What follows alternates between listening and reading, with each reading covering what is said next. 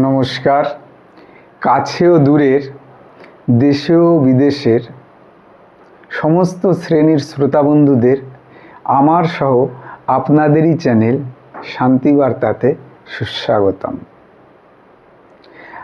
আজকের যে ভিডিওর আলোচনা, ভিডিওর থাম্বনেল দেখে নিশ্চয়ই আপনারা বুঝতে পেরেছেন যে আজকের আলোচনার বিষয়বস্তু কী।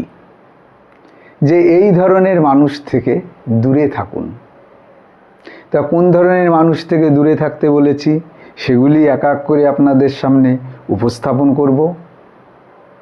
আপনারা সেগুলি মন দিয়ে অনুধাবন করুন এবং শেষ পর্যন্ত সঙ্গে থাকুন। নম্বর পয়েন্টটি যেটি বলবো, যারা আপনার সফলতায় খুশি হন না।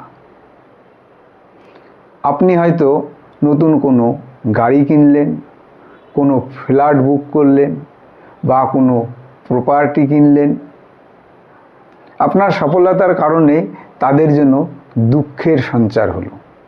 আপনি দেখবেন কোথাও লোকসমাজের সামনে এই আপনার কৃতিত্বের কথা আপনি যদি প্রকাশ করেন, তার ভিতরে দেখবেন এক দুজন এমন পাবেন যারা কিনা আপনার কথাটা শোনা মাত্রই তাদের মুখের অবয়ব বা ফেসটা যেন মলিন হয়ে গেল।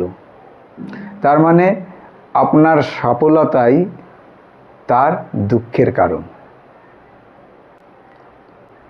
2 নম্বর যে লক্ষণটা তাদের মধ্যে থাকে, যারা সর্বদাই আপনাকে ছোট করে ভাবেন।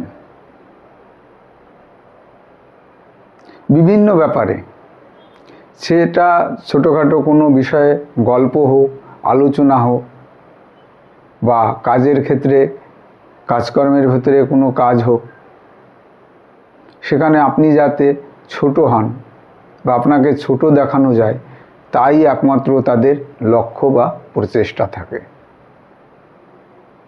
আপনি এটা পারেন না, আপনি এটা ভালো করতে পারেন না, আপনার থেকে সে ভালো পারে বা ভালো করে, এই সব বিষয়ে বিভিন্ন রকম মত বিনিময় করে আপনাকে ছোট করার বা ছোট দেখানোর একটা প্রচেষ্টা।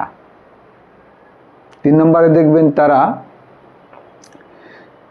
শুধুমাত্র নিজের কাজের সময় আপনাকে ডাকবেন। অনেক সময় হয় না, বন্ধুবান্ধবদের আমরা বিভিন্ন রকম কাজে হেল্প করি। যেমন তাদের কোনো কাজে কর্মে হেল্প করি, তেমন তাদের সুখের দিনেও তাদের ঘরের বা কোনো অনুষ্ঠান, আনুষ্ঠানিক অনুষ্ঠান বা যে কোনো ব্যাপারে কোনো পার্টি হলে তখন ইনভাইট করে। কাজের সময়ও ডাকেন, আবার কোনো সুখের কোনো ঘরেও কোনো অনুষ্ঠানের সময়ও ডাকেন। কিন্তু এই ধরনের মানুষ কি শুধুমাত্র কাজেই আপনাকে ডাকবেন, ভালো কোনো সময় আপনাকে কিন্তু ডাকবে না। যে মানুষগুলি আপনার আত্মবিশ্বাস ভেঙে দেয়, বিষয়টা একটু ভেঙে বলি তাহলে বুঝতে পারবেন। ধরুন নেক্সট আপনার একটা নতুন করে বিজনেস চালু করার প্ল্যান বা পরিকল্পনা আছে। হয়তো উদাহরণস্বরূপ বলতে পারি, আপনি নতুন করে একটি ফোনের শপ খুলবেন। তো বিভিন্ন বন্ধুবান্ধবের সঙ্গে আলোচনা করছেন, কিন্তু এক শ্রেণীর মানুষ আছেন যে তোমার দরকার নেই, তোমার লস হবে, ওই ব্যবসাটা না খুলে অন্য কিছু করো, অন্য কিছু দেখো। মানে আপনি কোনো উদ্যোগ নিয়েছেন, সেটা বাস্তবে রূপ দেওয়ার আগেই সেটা শেষ করে দিচ্ছেন। আপনার মনোবল ভেঙে দিলেন, আপনার মানসিকভাবে যাতে আপনি সেই বিষয়ে ওরা সবসময়ের জন্য উদ্যত থাকেন। তো এই ধরনের মানুষের সঙ্গে কোনো ভালো মন্দ কথা আলোচনা করা কখনই উচিত নয়। এই ধরনের ব্যক্তিত্ব সম্পন্ন মানুষ সবসময়ের জন্য আপনার মূল্যবান সময় ও এনার্জি অপচয় করবে। হয়তো আপনি কোনো নেক্সট কোনো কাজে কোথাও যাচ্ছেন, আপনি খুব তাড়ার ভেতরে আছেন, অযথা আপনাকে দাঁড় করিয়ে এটা সেটা বিষয়ে কথাবার্তা বলে, যেটা অন্য সময় করলেও হতো। আপনি ব্যস্ততার মধ্যে আছেন, কোথাও যাচ্ছেন, কিন্তু সেটা বাধাপ্রাপ্ত করে আপনার কিছুটা সময়, কিছুটা এনার্জি লস করিয়ে তারপরে আপনাকে ছাড়লো। বুঝতে হবে এরা কেমন হয়। উপরে দেখায় যে আপনার প্রিয়জন, কিন্তু এই ধরনের ব্যক্তিত্ব সম্পন্ন মানুষ কখনোই আপনার প্রিয়জন হতে পারেন না। এরা হচ্ছে আপনার প্রয়োজন, মানে তাদের প্রয়োজনেই আপনাকে ডাকবে, প্রয়োজন ফুরিয়ে গেলে ভুলে যাবে। এদেরকে আপনি আপনার কোনো বিপদের দিনে কাছে পাবেন না। করে দেখবেন, সাংসারিক কোনো ব্যাপার হোক, কর্মক্ষেত্রে হোক বা ব্যক্তিগত কোনো শারীরিক অসুস্থতা যদি অনুভব করেন, ক্ষেত্রে যদি কোনো হেল্প চান, কখনোই পাবেন না। এই ধরনের ব্যক্তিত্ব সম্পন্ন মানুষ আপনার পরিবেশের আশেপাশে, সমাজে বা আপনার কর্মস্থলে যদি মন দিয়ে অনুধাবন করেন, দুই একজন পেয়ে যাবেন। ব্যক্তিগত আমার লাইফেও এরকম অনেকবার হয়েছে। এই যে কথাগুলি আমি উপস্থাপন করি বা বলার চেষ্টা করি, সম্পূর্ণ আমার লাইফে এগুলো আমি অনুভব করেছি, ধোঁকা খেয়েছি।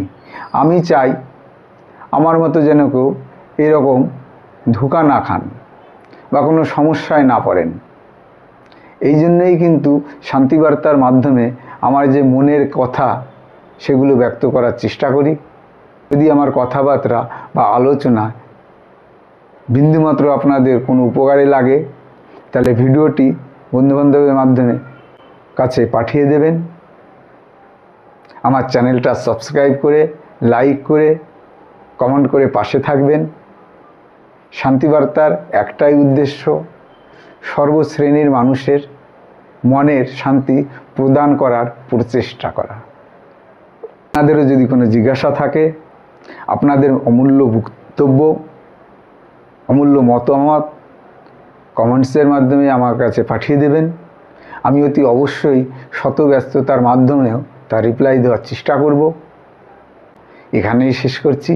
সবাই কিন্তু অনেক ভালো থাকবেন, সুস্থ থাকবেন, সবার হৃদয় এই প্রার্থনা করে এখানেই শেষ করছি। নমস্কার।